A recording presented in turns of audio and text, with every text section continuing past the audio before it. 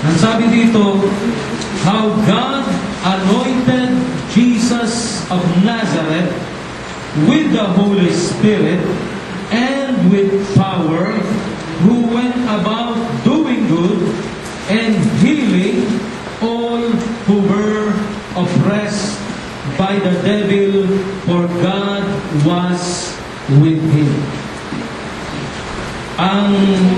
Ang Panginoong Yesus po ay pinuspos ng Espiritu Santo at kapangyarihan. Pinagagaling niya lahat ng pinahirapan ng Diablo sapagkat ang Diyos ay sumasagot. Naniniwala po ba kayo ng Holy Spirit ay narito upang pagalingin ang lahat ng sakit at karamdaman? Naniniwala? Sino po naniniwala? Pwede po ba itaas lang natin ang ating kamay? Just welcome the presence of the Holy Spirit in this place. Lord, Holy Spirit, malaya kang kumilos sa mga lalaki at babae na narito. Kung paano ikaw ay ang pagaling ng panahon ng Panginoong Jesucristo na pinagaling niya lahat ng pinahirapan ng Diablo sa oras na ito, God. Magpagaling ka, magpalaya ka, magpuspos ka ng iyong Espiritu sa iyong mga anak. We welcome your presence, Holy Spirit. We honor your presence in our midst right now. Sige po, just welcome the presence of the Holy Spirit. Just say, I welcome you, Holy Spirit. Come to me, Holy Spirit. Speak to me, Holy Spirit. Sige po, hingin po natin yun. Ask the Holy Ghost, ask the Lord to touch you, to fill you with His power, with His glory. Salamat po, Panginoon, sa iyong papuri at pasasalamat sa pangalan ni Jesus. Pasalamatan niyo na ang Panginoon right now. Lift your hands. Sabihin niyo, salamat, Panginoon. Ako ay magaling na. Salamat, Panginoon. Purihin ka, Panginoon. Sige po, sabihin niyo, purihin ka, Diyos. Purihin ka sa iyong kapangyarihan.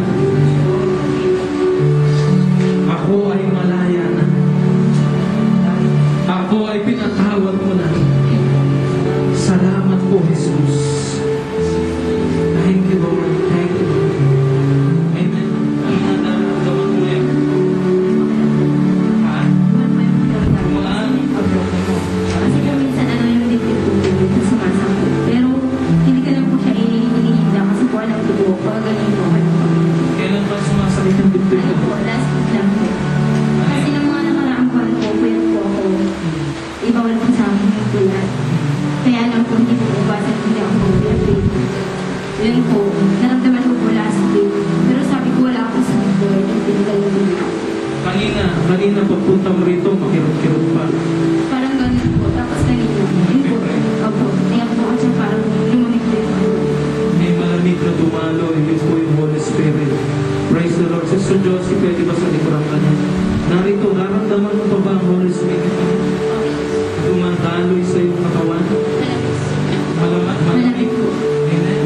It's the power of the Holy Spirit.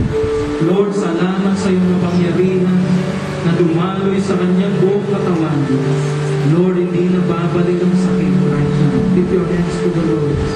Hindi na babalik ang sakit. Thank you, Lord. Salamat, tinanggap mo ang kapangyarihan ng Panginoon. You have received that anointing, the power of the Holy Ghost. In Jesus' name. Lord, thank you for your power. Thank you for your anointing na dumadaloy sa Kanya. Siya'y magaling na in Jesus' name. Amen.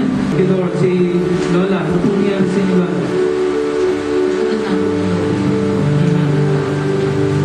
Asma, tapos.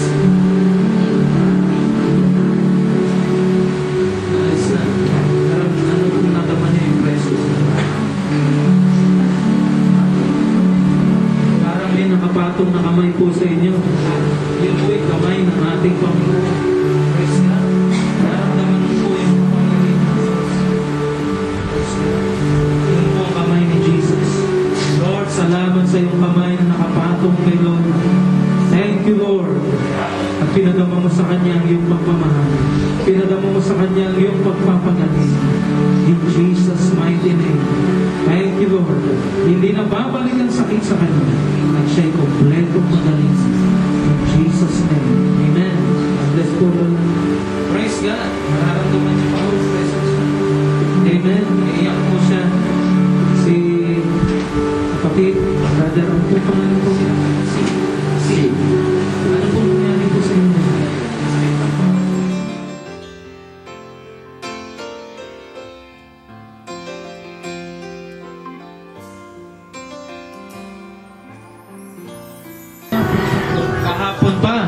Hindi ka makayuko? Nakakayoko naman po. Pero masakit. Pero ngayon, yumuko ka na? Ano? Wala na yung sakit. Praise God! Anong nangyari? Habang nagpe-pray tayo, anong naramdaman mo? Parang po may pumapasok po nila sa loob. Parang may pumapasok na mainit, malamig, ano? Ano po, hindi ko po ano siya pero may pakaramdam ko lang po yun. May pumasok mula ulo hanggang paa, tapos nawala yung sakit. Praise the Lord! Naniniwala po ba kayo pag gagalingin ni Jesus si Kuya Ray? Walang imposible sa Diyos? Amen. Ano pong nangyari sa inyo? Nabangga po kayo ng motor. Tapos ano po ang nangyari doon sa paa nyo na naputol din yung buto. Di parehong-pareho po yung nangyari sa revival namin. At ngayon ho, habang nagpe-pray tayo, ano po pinadaman ng Diyos sa inyo? Maganda po. Maganda. Ano mo ba? Kanina makirot? Hindi naman po. Buto maganda po. Pumasok po sa akin. Naramdaman niyo yung Holy Spirit. Praise God.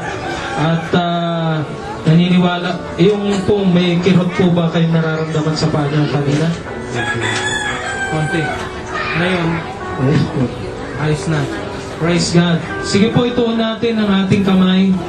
Manalig po tayo. Walang imposible sa Diyos. Lord, Ikaw ang Diyos na nagpapagaling. Panginoon, it may be instant, it may be gradual healing, pero ang mahalaga, Ikaw ay nagpapagaling. Amen. Lord, nagtitiwala siya sa iyo, Panginoon. Pinapatong namin ang aming kamay sa kanyang paa. And in Jesus' name, Lord, we speak healing and life sa kanyang buto, sa laman ng kanyang paa, Panginoon. Lord, lumakas ang kanyang tuhod. Lumakas ang kanyang laman by the power of the Holy Spirit, Lord. Makarecover siya in Jesus' mighty name. At dumating na ang panahon, O Diyos, na hindi niya nagagamitin ang saklay sapagkat pinagagaling mo na siya. Habang patuloy siyang nagtitiwala sa iyo, habang patuloy siyang umaasa sa iyo, habang patuloy siyang tumatawag sa iyong pangalan, mararanasan niya ang kompletong kagalingan sa pangalan ni Jesus. Amen. Amen. And amen. Bless po. Mata, maalis na ang diabetes. Praise God. Dito po kayo, kuya. Thank you, Lord. Thank you, Lord. Sige po, tuon po ninyo ang inyong kamay sa Kanya. Manampalataya po tayo. O Diyos, Ikaw ay makapangyarihan. Walang imposible sa iyo, Panginoon. Ang hindi magawa ng tao ay magagawa mo, O Diyos. And right now, Lord, dahil ang pamilya Dugasan ay tapat na naglilingkod sa iyo. Sabi mo, Panginoon, sino man naglilingkod sa iyo, pagpapalay mong tubig at tinapay, alisin ang karamdaman. Lord, kaya mong alisin yun, O Diyos. Hindi man kaya ng doktor, hindi man kaya ng gamot, kaya mo, Panginoon, na pagalingin siya sa kanyang blood sugar, pagalingin siya at alisin ang minanang sakit na diabetes sa kanyang ninuno. In the mighty name of Jesus Christ of Nazareth. Satan, lumayas ka kay Kuya sa kanyang buong katawan. In the name of Jesus Christ of Nazareth. And Lord, dumaloy ang kagalingan, Panginoon, magmula ulo hanggang talampakan. Dumaloy ang kagalingan sa kanyang mata, luminaw ang kanyang paningin, Panginoon. Gumaling ang kanyang mga tuhod, Panginoon. Gumaling right now. In Jesus' name, make a miracle, Lord God. Gumawa ka ng himala ngayon, O Diyos, sa kanyang buto. Gumawa ka ng himala sa kanyang mga mata, Panginoon. Gumawa ka ng himala right now, Lord. Oh God, maging normal na ang kanyang sugar in Jesus' mighty name. Let your Holy Spirit anointing flow. Thank you, Lord. Thank you, Father God. Sige po, purihin natin ang Diyos sa kagalingan na dumadaloy kay Kuya Ani right now. In Jesus' mighty name. Amen. And amen. Palakpakan natin ang Panginoon. Praise God. Naiyak po si Kuya, no? Ano pong pinadama sa inyo ng Panginoon? At panagdang Panginoon, kuya ko nagtawa sa kanya. Patagalan ako kung may kasalanan sa kanya. Basta, tulungan mo ako. Thank you, Lord. Pinatawad nyo na rin po mga nagkasala sa inyo. Nagre-represent, Father God, right now, Lord. Sa oras na ito, saan man naroon si Jasmine, Lord. Panginoon, sa Abu Dhabi, kaya mo siyang abutin ng iyong presensya. O kaya mong ipatong ang iyong kamay sa kanya, O Diyos, at pagalingin siya, Panginoon. Alisin mo ang anumang bukol sa kanyang dibdib. Anuman to, cancerous man to, sakit man to, o disease.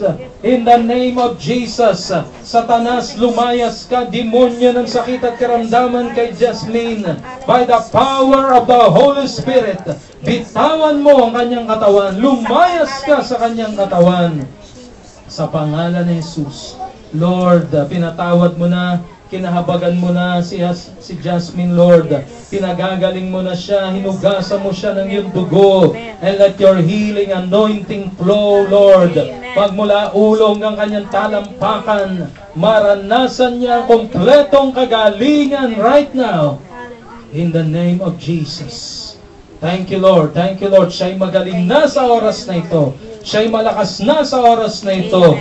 Tinunaw mo na ang bukol right now in Jesus' mighty name sa kanyang dibdib by the power of the Holy Spirit. Thank you, Lord. Thank you, Lord. Sa pangalan ni Jesus. Amen.